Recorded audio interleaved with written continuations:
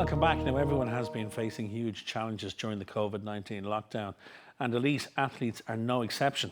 But one of Ireland's greatest ever cyclists, Nicolas, Roche, hasn't let it stop him doing what he does best and getting behind a great charity. He joins us now live from Monaco. Nicolas, great to have you on the show this morning.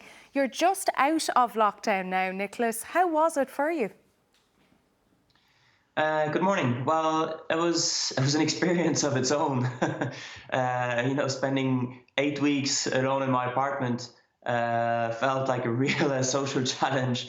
But with a few hacks and a few FaceTimes, and thanks to technology, I almost never felt alone at all. So I kind of managed to make the most of these 8 weeks. I got into some other projects that I was working on and made it a full-on experience. But I'm really relieved that it's a little bit. It's not fully open now, but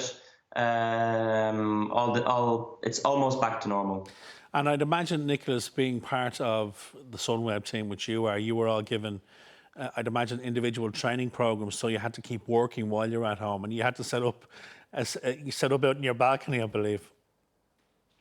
Yeah, I set up in the balcony, so I haven't much choice where to set it up.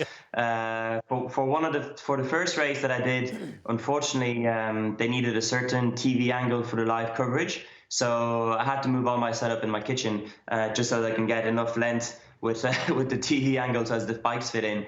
And then eventually for the other races, I had a proper setup on the terrace. And what I eventually did was just for those days of the race, just put all my furniture in the apartment and do my whole race setup on the balcony. Or else the videos you've seen is when I do the full racing with the sponsor panels and all that. But most days the sponsor panel is not up there. I would have flown away by now. But I have it there on the balcony. It's quite nice actually because I have a view on like a bit of few trees, and then I was counting the riders and people who were going outside, and I had their daily schedule done on the book. And Nicolas, I know a lot of people, myself included, during lockdown, it's involved, watching a lot of TV, Netflix, having treats, the odd glass of wine. Were you able to do that at all? Yes, the odd glass of wine was my best friend, actually. And it was all about finding a balance. And once again, because I was in the situation of being alone, I had to find a fair bit of balance. So I trained properly like a maniac, just so as I could be, able to kind of also reward myself. So although we have no competitions now until the end of August, I was still on a very high load training program, but one, to keep fit. Two, there's only certain things you can do in lockdown is watch TV, eat, drink, and sleep. And in order to do those other ones comfortably, it was better if I was actually burning a few calories on the balcony. So I found a good balance between a good training program, just to be able to also enjoy a little bit of time, because my social moments were my FaceTime dinners with friends and drinking a glass of wine here and there, and watching a good movie in the evening. So I was trying to keep as busy as possible in the afternoon, and to do that sometimes I would have like a yogurt or banana for lunch, just in order to actually enjoy a real meal in the evening, because it was all about finding the right balance. And Nicolas, you mentioned getting back to action. Obviously, you mentioned the end of August, the Tour de France. That's the new date for it. How confident are you of that going ahead?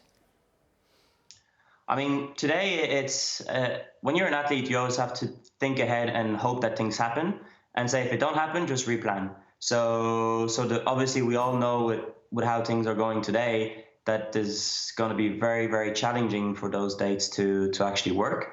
But for me to keep going till that date of August or September, I need to keep a focus. If my focus is there for nothing, well, there's going to be something happening maybe in September or October or November, but there will be something happening, I hope. But it's important to keep that, or else I'm just going to get fat on the sofa and watch Netflix. So I need to keep a motivation. But it is true, you understand, it's so important to have this something to look forward to. Yeah. And if you're disappointed, you're disappointed. And it's also one of the things that helped me going through this lockdown is I was racing a few of those sort of Tour of Switzerland online, and I had 5 weeks till the race. So when the team told me, Nico, you're going to do 3 out of 5 races, I said, yeah, sure, I'll just go full out and prepare as best as I can and train really hard for it. And it kept me going because I knew that in 4 weeks I had the race, in 3 weeks I had the race, in 1 week I had the race, in a couple of days I had the race. Where some of the lads, they were told like, oh yeah, maybe there's no Tour de France, your season's over. And what And if it's there's really, no really fans, Nicolas? How would you feel about that? about the fans. If there's no fans at the Tour de France? I mean, you have to bear in mind that we're in 2020 crisis. What is important today is that there is a race. It would be obviously very, very different. It would be disappointing. But if it can save the race to go on this year, even if it's 2 weeks, even if it's 10 days, whatever it is, we need a race. Not just for the cycling business, but think about all these riders who are out of contract. Smaller teams are surviving for visibility. It is really, really important that the race season starts, or else next year half the teams are gone and most of the riders are going to be retired. So if it means going without fans for 1 year out of the whole 110 editions of the Tour de France, I think we can live with that. And Nicolas, you mentioned earlier that you got involved in various different projects during lockdown to keep yourself busy, etc. Tell us about what you're doing for Make-A-Wish Ireland, because you're doing a virtual marathon. Tell us what that is and how people can get involved. So obviously, I think you guys will have the information, but you can go on the Make-A-Wish website. And one of the kids last year was planning to do that. And with these harsh times, obviously it's very difficult to push the events forward, and all of them have been cancelled. So Make-A-Wish had the idea to do like a little virtual marathon. So you kind of commit, register, and then do your little 5K marathon, and take your photo and send all the photos to the websites, and you kind of participate symbolically. But I think it's very important today to keep all these fundraising events going, because charity mainly depend on, obviously on generosity, but also based around usually sporting events or dinners, and all of those events have been cancelled now and for quite the next few months. And Nicolas, how are your family keeping? I'm sure you missed them all while you were on lockdown. How's your dad doing?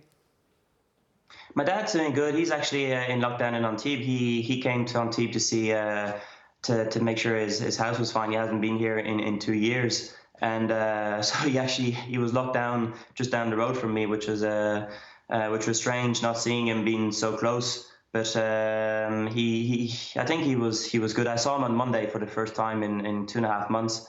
And he looked to be in good form. He was also using a lot of these online training platforms, like most of us during lockdown, to try and keep a little bit of fitness, and also because it kind of keeps you busy during the day. It was great to go and see my little brother Florian. I hadn't seen him in almost 3 months, although he lives half an hour away. Just because we all know he's just still recovering from his leukemia. And I had been traveling quite a lot since the start of the year, and I was in South Africa, I was quite a lot in Spain, and just because when all this kind of virus started getting a little bit bigger, and people were, we all kind of had a bit of a doubt if you had it, didn't have it, maybe catch it. And because I was spending time in airplanes, taxis, trains, you name it, I just thought that it'd be safer not to go and see them, just in case I might have had it, although there was a very, very little chance. But you were reading on the news that the virus was spreading all over the place. And remember, this was like already in February. So it seems far away. And at that time, no one had the information that we had today. But I tried to not go and see them as much. And actually, it was very disappointing because my grandparents had from Ireland had come over. But great to see you all doing so well, and best of luck with everything. All right, thanks. Sorry about it. Right, we'll take a quick break. Join us for more Ireland AM shortly.